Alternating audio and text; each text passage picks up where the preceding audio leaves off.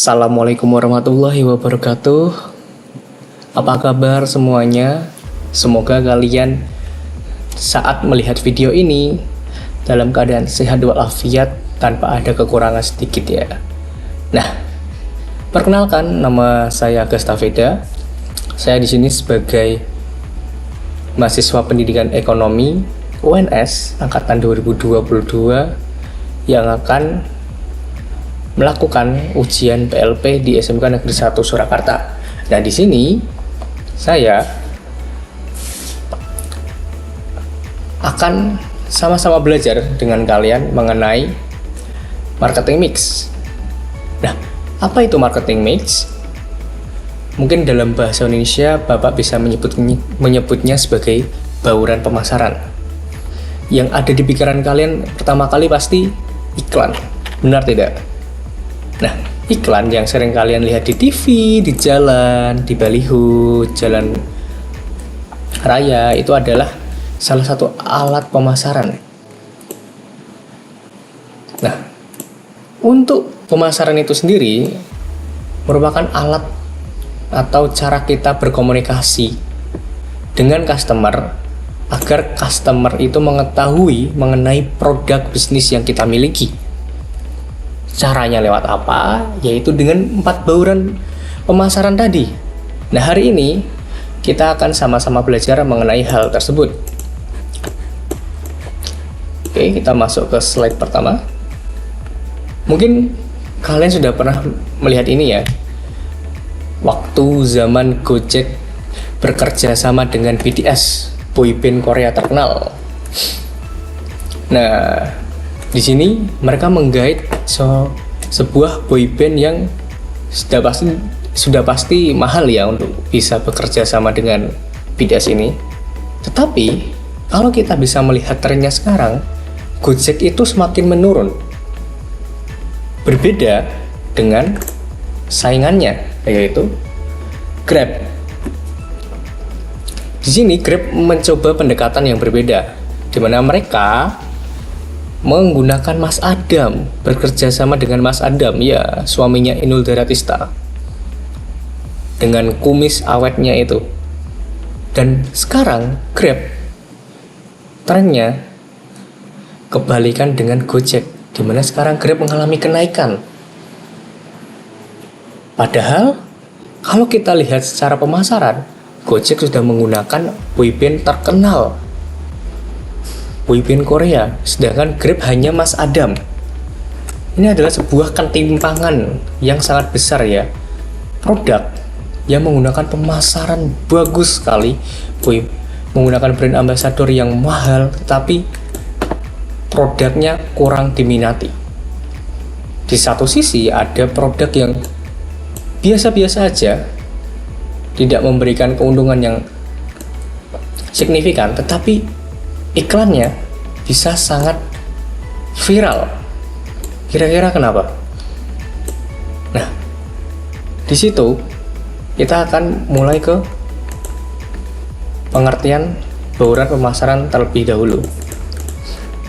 Bauran pemasaran merupakan seperangkat alat pemasaran taktis yang dapat dikendalikan oleh perusahaan yang dipadukan untuk menghasilkan respon yang diinginkan di pasar sasaran.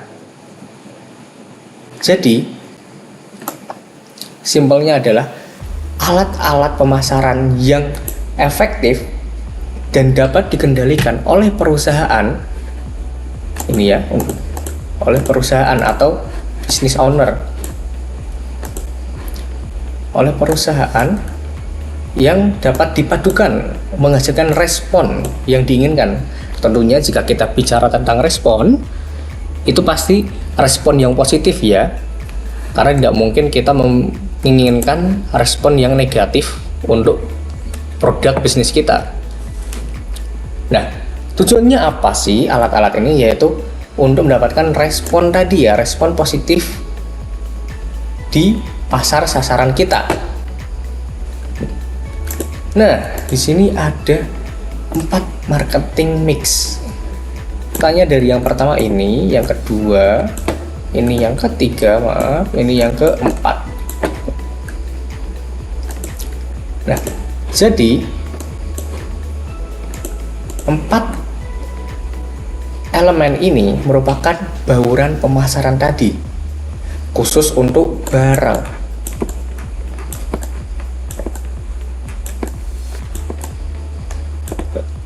Jadi 4P,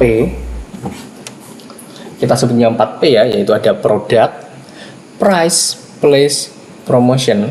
Itu 4P digunakan untuk memasarkan produk bisnis berupa barang yang kita bisa sebut sebuah produk yang memiliki bentuk fisik. Contohnya handphone, gelas, kertas, gunting, itu adalah barang. Kepengertian produk dan price. Di sini produk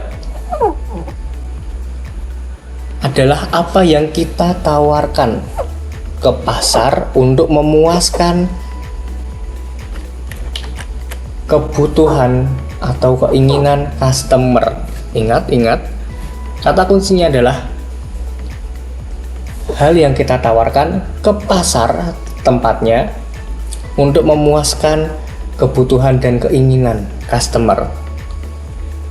Yang isinya berupa kualitas dan fitur, desain kemasan kalian, nama atau brand kalian, varian produknya atau varian rasa kalau kalian menjual makanan atau minuman, dan garansi ini juga termasuk ke produk.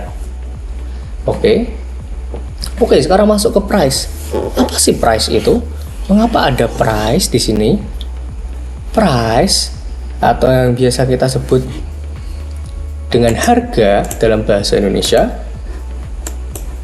merupakan nominal yang harus dibayarkan oleh pelanggan untuk mendapatkan produk yang kita produksi. Contoh nih, kalian menjual HP. Kalau kalian memberikan harga yang mahal, otomatis produk kalian akan dianggap lebih eksklusif oleh konsumen. Jadi mana ini masuk ke strategi penetapan harga ini ya.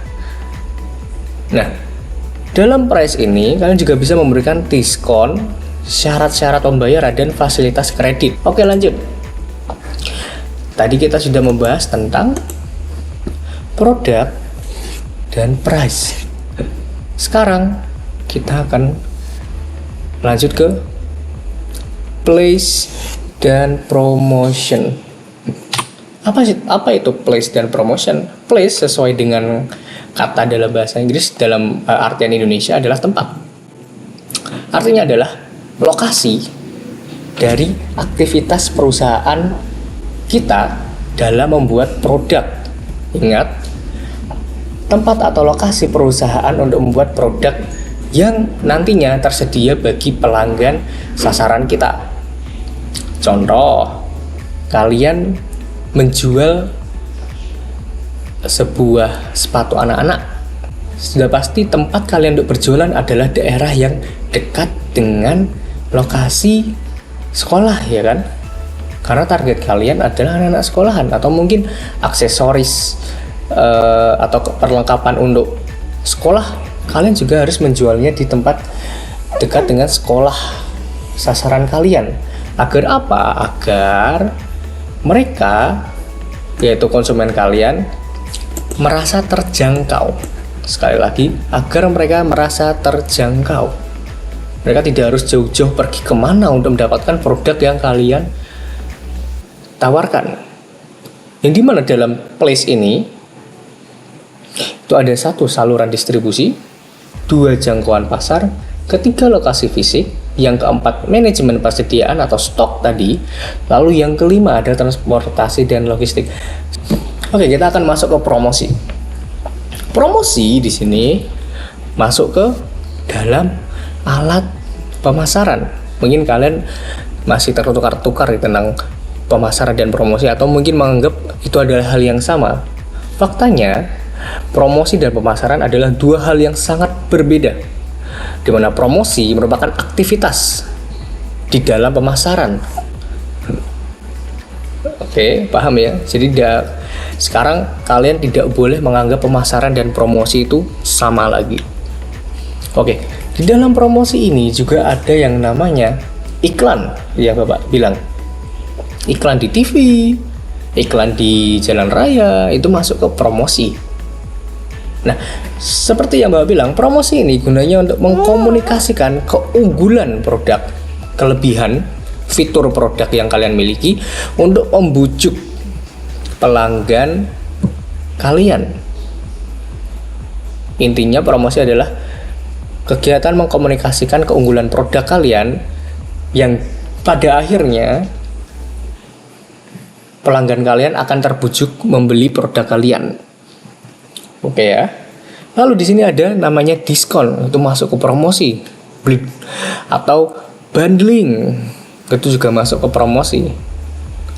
Terus ada public relation, itu masuk ke promosi. Kalian kalau punya kenalan, kan kalian pasti bisa memasarkan produk kalian, mempromosikan produk kalian, itu masuk ke promosi. Terus penjualan personal sales, door to door, itu juga masuk ke sistem promosi. Kadang kalian waktu kecil atau mungkin sampai sekarang masih ada orang yang mengetuk pintu rumah kalian untuk menawarkan produk seperti panci atau mungkin microwave dan sebagainya, itu masuk ke strategi promosi. Terus ada media sosial yang kita semua sudah tahu ya, media sosial sekarang bisa digunakan untuk melakukan promosi. Oke, Bapak ingin masuk ke studi kasus agar kalian semua paham mengenai 4 bauran pemasaran ini. Mari kita analisis Mr. Bob. Di sini Mr. Bob merupakan seorang petani muda, ingat dia petani muda yang menjual benih sayuran dengan kemasan kecil yang praktis dan disertai petunjuk penanaman sederhana. Harganya yaitu bersaing 7.000 sampai 12.000 per kemasan, serta menawarkan paket bundling untuk pemula.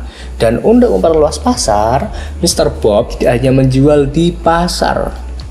Mr. Bob menjual di marketplace dan di media sosial. Promosi yang dilakukan oleh Mr. Bob yaitu dengan model promosi terbatas. Maka dari itu, Mr. Bob membuat video edukasi di Instagram dan TikTok. Mari kita analisis ya. Di sini Mr. Bob menggunakan 4 bauran pemasaran. Tadi apa aja? Ada produk, price, place, dan promotion. Nah, mari kita cari tahu satu-satu. Di sini, Mr. Bob adalah petani muda yang menjual benih sayur. Produknya adalah benih sayur. Lalu, untuk price-nya, beliau menetapkan harga 7.000 sampai 12.000. Untuk lokasinya, Mr. Bob menjual di pasar dan sekarang merambat di toko online atau kita bisa sebut marketplace. Paham ya? Lalu untuk promosinya, Mr. Bob menggunakan video edukasi di TikTok dan Instagram. Ini promosinya. Jadi 4 ini adalah penerapan 4 bauran pemasaran yang dilakukan oleh Mr. Bob. Yang tujuannya apa?